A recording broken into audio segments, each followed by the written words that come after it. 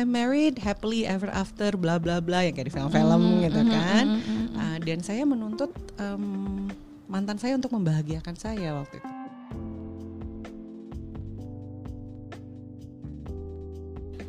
Hi, welcome to my podcast, Listen to Kimi FM. Well, I'm Kimi Fitri Medisti and I'm gonna be your friendly mom. We will talk about single fighter bersama para narasumber single fighter yang sukses di bidangnya.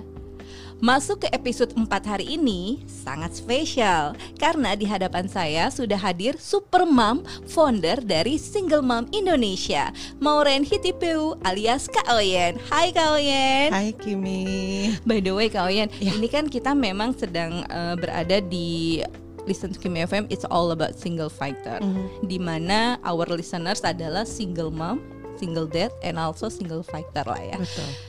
Kalau Kak Oyen sendiri kan memang founder dari Single Mom Indonesia. Betul. Ini isinya memang semuanya single mom atau gimana?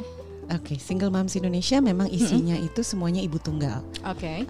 Jenis ibu tunggalnya seperti apa? Itu ada yang karena suaminya meninggal, ada yang karena divorce, perceraian, ada yang single moms by choice. By choice ini dalam arti dia tidak menikah, tapi hamil gitu ya. Jadi memutuskan untuk tetap menjadi ibu walaupun tanpa pernikahan. Nah itu kita anggota sekarang sudah 2.600-an. Banyak ya, 2.600 itu bukan angka yang sedikit. Betul. Dan dari tahun berapa Kak Oyen bikin ini? Pertama kali berdiri itu 2014 September. Jadi tahun ini masuk tahun ke-6. Tahun ke-6. Betul. By the way, kenapa Kak Oyen pengen bikin community Single Mom Indonesia ini Kak? Sejujurnya awalnya itu karena kebutuhan pribadi sebetulnya. Oke. Jadi waktu saya mau bercerai, sebelum resmi bercerai itu saya memang mencari komunitas. Cari komunitas, ada nggak ya support group khusus untuk single mom gitu kan? Ternyata pada saat itu belum ada. Jadi saya divorce-nya tahun 2010. Belum ada, tapi butuh sekitar 4 tahun lah sampai akhirnya saya kepikiran untuk ya udah deh bikin sendiri aja daripada nggak ada gitu kan. Ya awalnya dari situ sih. Jadi memang maksudnya kebutuhan pribadi. Kebutuhan pribadi karena saya merasa bahwa as a single mom kita butuh komunitas, butuh support group supaya nggak merasa sendiri. Apalagi di Indonesia kita sama-sama tahu ya kondisinya gitu. That's why adanya podcast Listen to Kimi FM, it's all about single fighter ini. Betul. Juga ingin menjadi wadah atau menjadi tempat teman-teman yang single itu untuk you're not alone gitu. Kamu nggak sendirian gitu. Betul banget. It's a surprise sih ketika saya sama Kak Oyen belum kenal loh sebelumnya ya. Jadi yang sedang mendengarkan, saya sama Kak Oyen benar-benar baru kenal by IG. Kita ngobrol di sana sampai akhirnya Kak Oyen bersedia menjadi narasumber hari ini. It's so amazing sih maksud saya gitu kan. Bisa cerita-cerita. Nah, saya juga mau tahu sih dari tadi Kak Oyen kan cerita dari 2010 ya bercerai. 2010 betul. Berarti ini sudah 2020 10 tahun. 10 tahun. Kalau boleh tahu dari perjalanan 10 tahun bercerai atau menjadi single mom sampai akhirnya kepikiran saya butuh nih bikin wadah atau komunitas yang ini juga kepentingan buat saya sendiri. Betul. Itu mulainya dari mana? Terus gimana sampai akhirnya sekarang sudah ada sekitar 2.000-an orang itu ya. Jadi awalnya memang keinginan itu sudah ada dari sebelum saya cerai. Keinginan untuk seandainya ada komunitas, I wish ada komunitas. Waktu itu saya nyari ketemunya komunitas yang basisnya di luar negeri semua. Jadi support group di luar negeri itu udah banyak sekali untuk single moms waktu itu. Kemudian saya sempat ketemu, boleh disebut ya? Jadi saya di masa pencarian itu saya bertemu dengan satu komunitas, tapi dia basisnya mailing list, namanya Indo Single Parents. Indo Single Parent di Indonesia. Iya betul. Waktu itu akhirnya saya gabung gitu kan. Cuman pada saat di dalam milis tersebut, karena dia Indo Single Parents, jadi berjadi satu ya. Jadi single dads-nya ada single moms.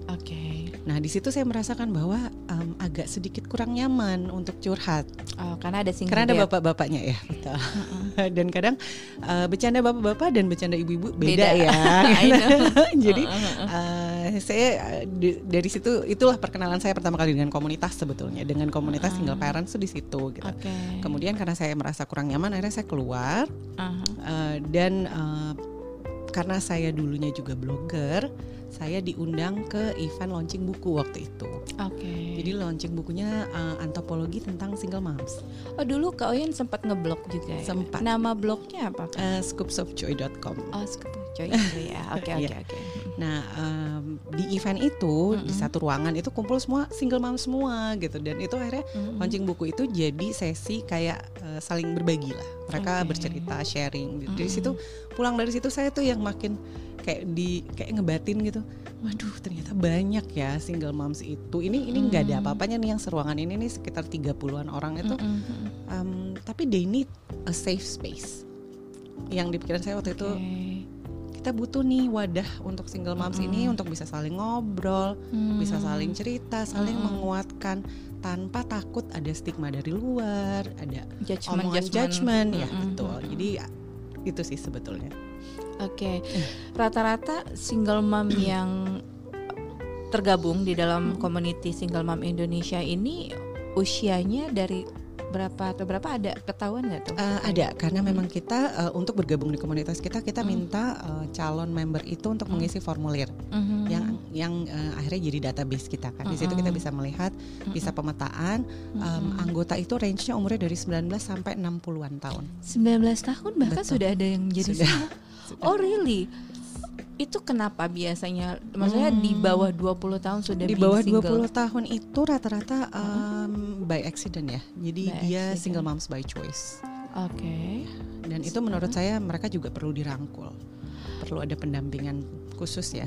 Berarti kan itu usia menurut saya ya bisa dibilang masih baru mau not a girl not yet a woman gitu kan. Betul, itu memang rata-rata baru kuliah atau baru lulus sekolah gitu. Kayaknya sih baru kuliah atau baru lulus ya, atau in the middle of dia masih kuliah, ternyata dia pacaran dan dia hamil, kemudian pacarnya kabur. Nah, kebanyakan cerita yang kita dengar seperti itu, dan yang banyak yang kayak gitu. Ada beberapa lah. Ada beberapa. Saya juga lupa exact amount-nya berapa, tapi memang ada. Dan dari cerita-cerita itu saya bisa menilai bahwa justru adik-adik yang muda-muda ini nih perlu dirangkul banget, karena mereka tuh kan udah double stigma di masyarakat. Sekolahnya belum selesai. Sekolah belum selesai, secara emosional mereka belum siap untuk jadi ibu. Kemudian dari masyarakat juga judgementnya anak haram gitu kan, anaknya di label, ibunya di label kan, sangat-sangat berat lah perjuangan mereka. Itu sih. Dan Kak Oyen sendiri menghadapi let's say single mom dengan berbagai macam problem di belakangnya itu seperti apa Kak? Karena kan ya Kak Oyennya satu nih, terus orang yang butuh Kak Oyennya banyak gitu, support dari Kak Oyen, atau memang ada support tim dari single mom juga atau gimana? Memang kalau soal itu saya nggak bisa satu persatu one on one saya dampingi ya.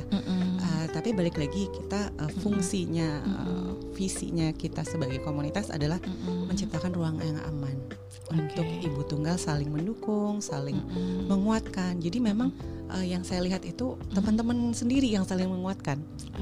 Gitu. Paling saya nanti kalau misalnya ada acara, kita ada event, saya ngomong, saya sharing seperti itu. Tapi kalau untuk personal one on one, saya udah nggak sanggup sejujurnya ngeladenin ya, karena waktu awal-awal waktu member masih sedikit sih, iya saya masih bisa gitu ngejawab. Ada yang curhat pribadi, Mbak saya gini saya masih ngeladenin. Cuman pada saat itu saya sempat sakit.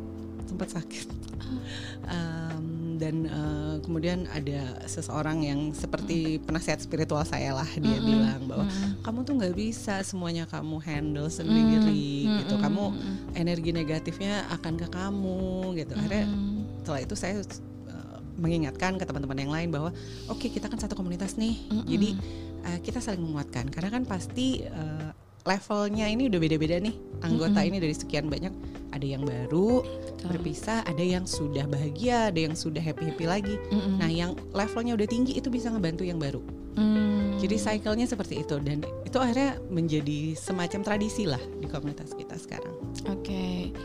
Kalau boleh tahu, ketika Kak Oyen mendirikan komunitas Single Mom Indonesia ini, memang posisi Kak Oyen sudah menjadi ibu bekerja atau memang ya udah fokus aja gitu di komunitas ini? Awalnya sih saya masih kerja full time. Oke. Di bidang apa tuh? Saya sempat kerja di kontraktor, kemudian kerja di sebuah hotel di Jakarta. Gitu.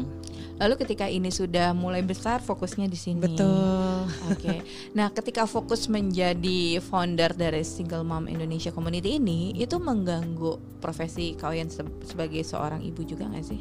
Enggak sih. Enggak ya. Mungkin karena pada dasarnya basicnya itu balik lagi ke passion ya.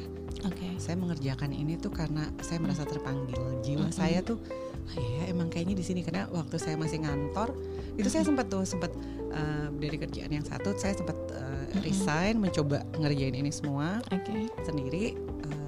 Terus mungkin pada saat itu timingnya belum pas gitu ya, jadi saya harus balik lagi kerja kantoran lagi. Tapi di saat saya kerja kantoran tuh saya malah nggak happy. Oh gitu. Jiwanya ya udahlah ya, ngurus komunitas kayaknya gitu. Jadi justru dengan saya kerja full time ngurus komunitas, saya bisa kerja dari mana aja. Yang penting ada internet. Gitu kan. Nah, anak saya juga happy, jadi dia merasa saya ada juga di saat dia butuh, seperti itu.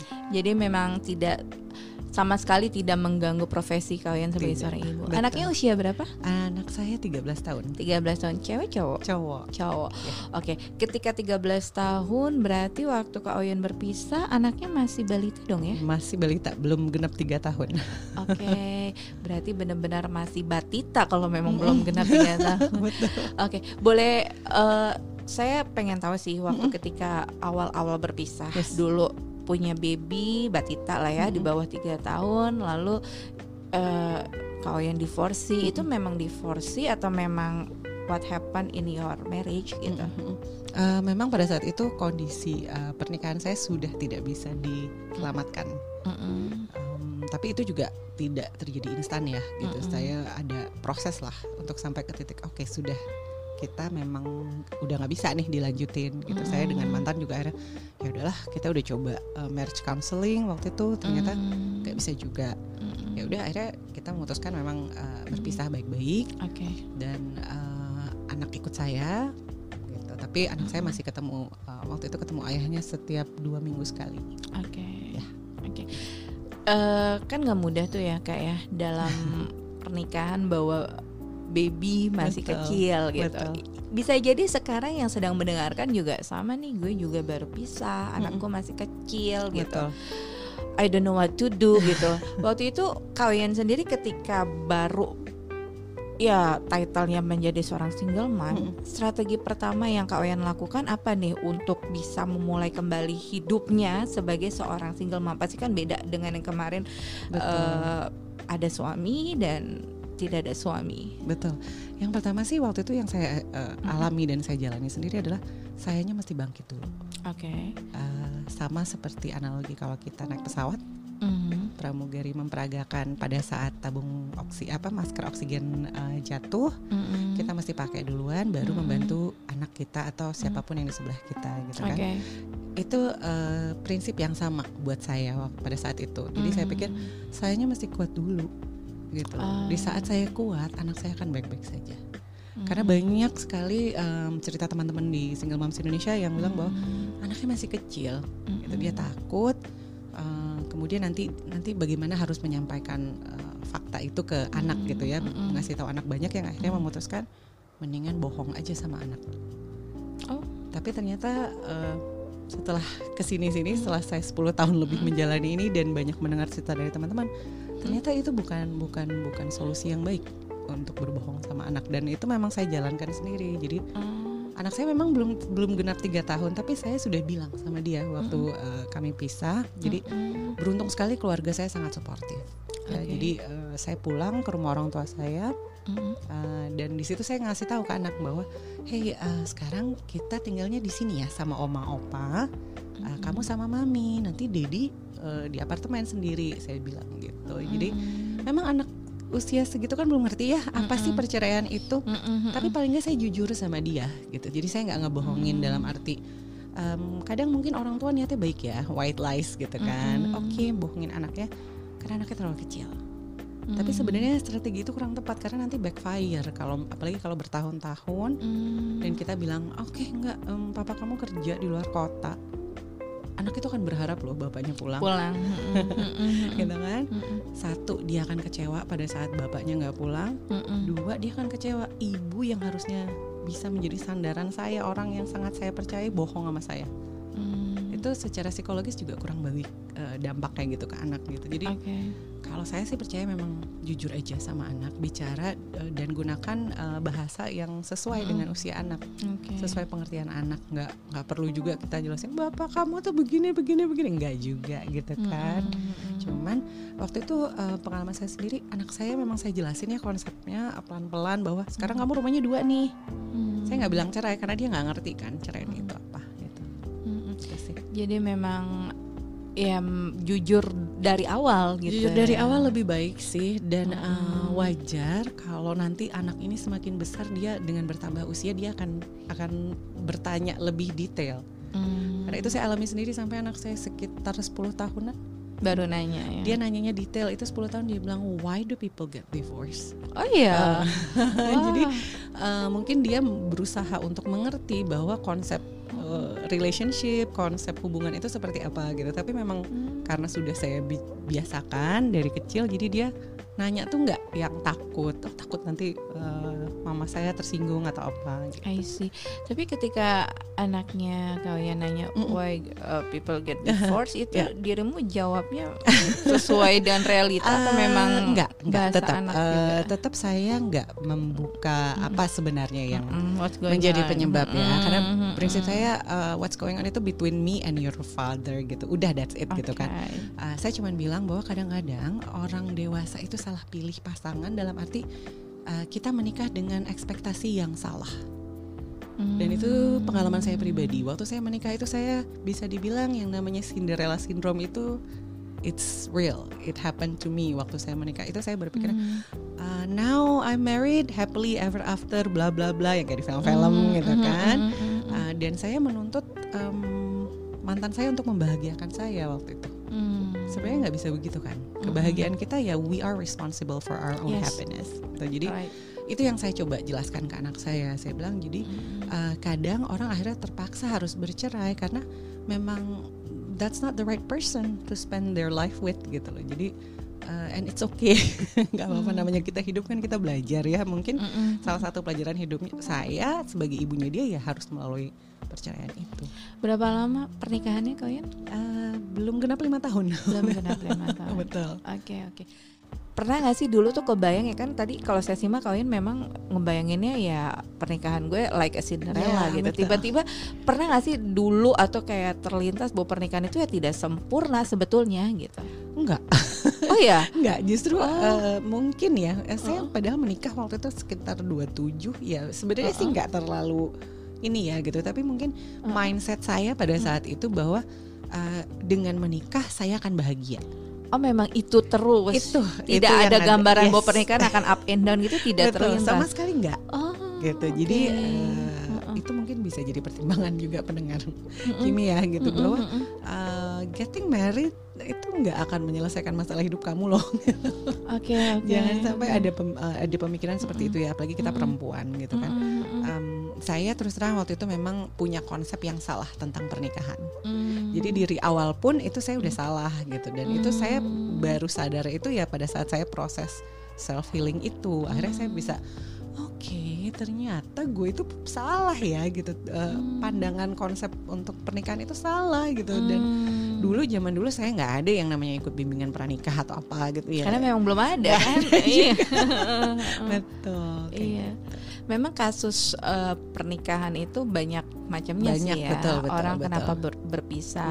Dan makanya kenapa juga ada podcast Listen to Kimi FM is all about single fighter ini untuk kita sharing dan menyemangati yang sedang mendengarkan. You're not alone gitu kan. Nah kembali lagi ke Kak Oyen, kira-kira ketika Kak Oyen ya being single ya kan, apalagi ya dengan satu putra ya, cowok kan ya anaknya, 1 putra gitu. Di sini sih saya ingin lebih tahu juga nih, ketika Kak Oyen, gue udah ada anak, gue kerja, gue harus ya dengan kata lain harus nafkahin diri gue dan anak gue. Itu cara fokusnya menata hidup dimulainya dari mana dulu nih? Karena bisa jadi sekarang yang sedang mendengarkan juga posisinya ada yang sama dulu kayak Kak Oyen, anak gue masih kecil, but I don't know what to do. Apa dulu survive-nya seperti apa? Mungkin Kak Oyen bisa berbagi. Kalau dari pengalaman saya sih, ya itu yang tadi saya bilang ya. Pertama sayanya mesti kuat dulu. Di saat saya sudah berasa bahwa inilah kenyataan hidup saya. Apa yang menguatkan dirimu ketika itu? Pada saat itu terus terang saya melihat ke anak. Saya melihat bahwa kalau saya terlalu larut gitu ya, dukanya sedih-sedih terus, which is normal, wajar banget karena memang orang berpisah, orang bercerai itu kan kita melalui 5 stages of grief juga ya. Di situ ya saya nggak terlalu keras juga sama diri, dalam arti kalau sedih ya sedih, kalau lagi drop ya drop, dirasain aja perasaan yang ada gitu. Saya nggak yang pura-pura nggak bisa nih harus bangkit gitu, nggak bisa juga. Justru itu akan mempersulit proses healingnya. Jadi sambil berproses, tapi saya tetap mikir, saya ada anak yang mesti dinafkahi, saya mesti berdiri lagi, saya mesti bangun kehidupan yang lebih baik untuk saya dan anak saya.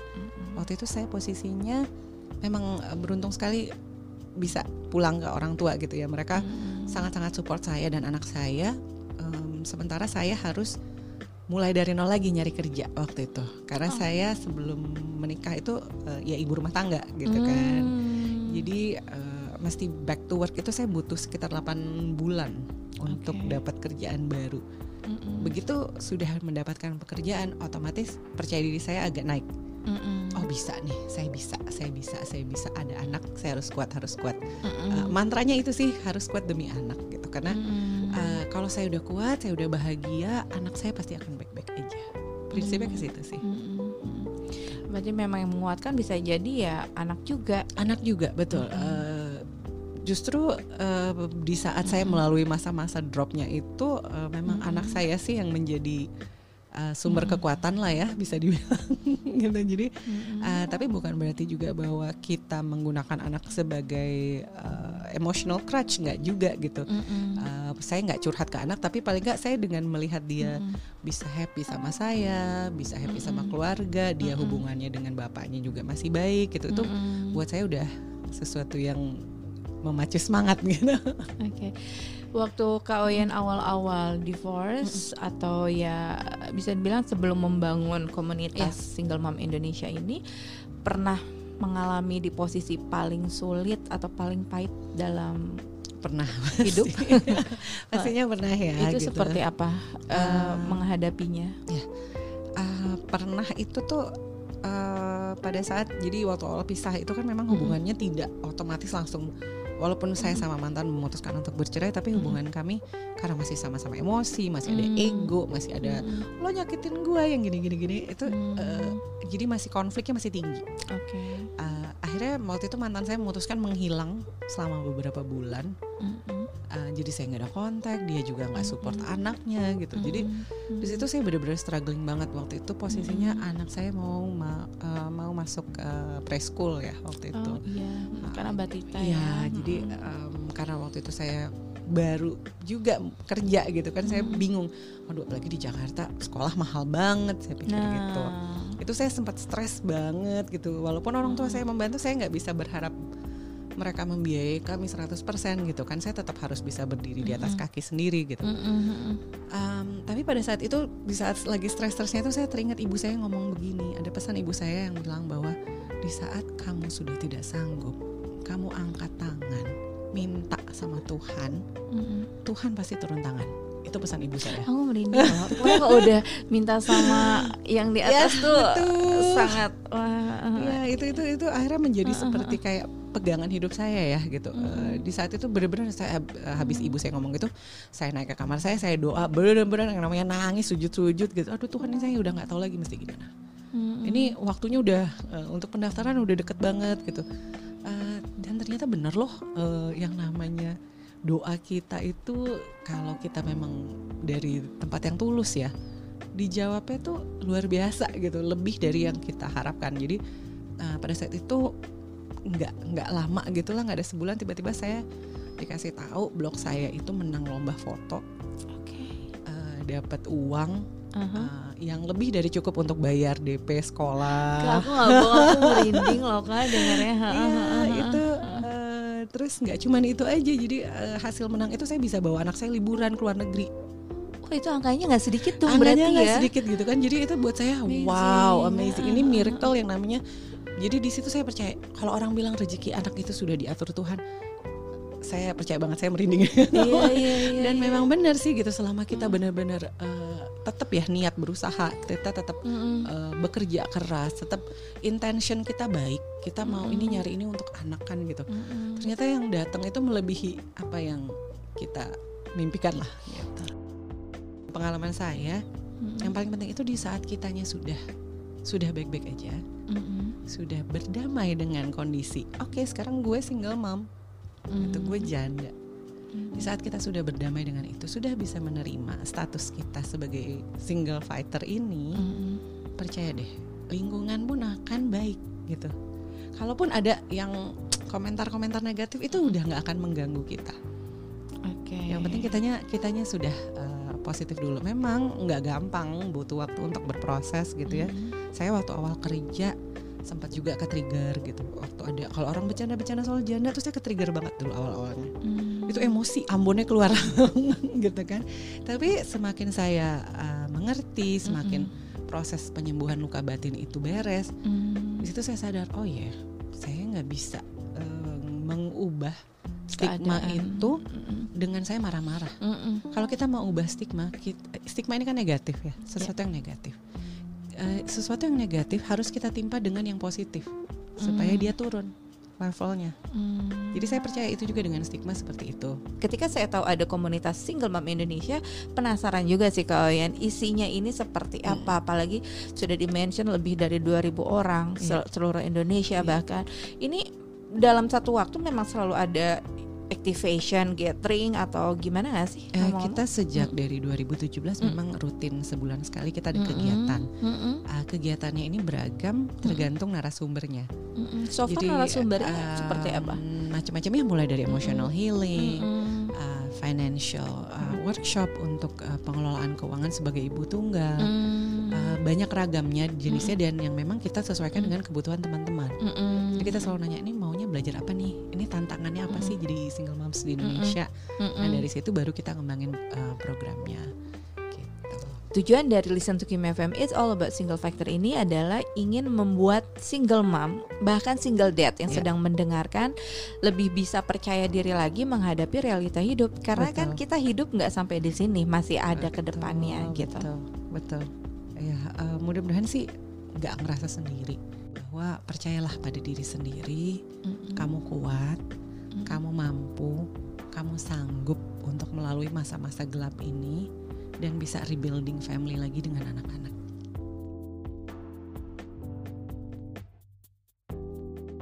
Terima kasih buat kamu yang sudah nyimak Listen to Kimia FM with Maureen Hitipiu atau Kak Oyen. Simak episode terbaru Listen to Kimia FM bersama narasumber single fighter inspiratif lainnya di setiap minggu ke-1 dan minggu ke-3 setiap bulan. So, stay tuned, Listen to Kimia FM.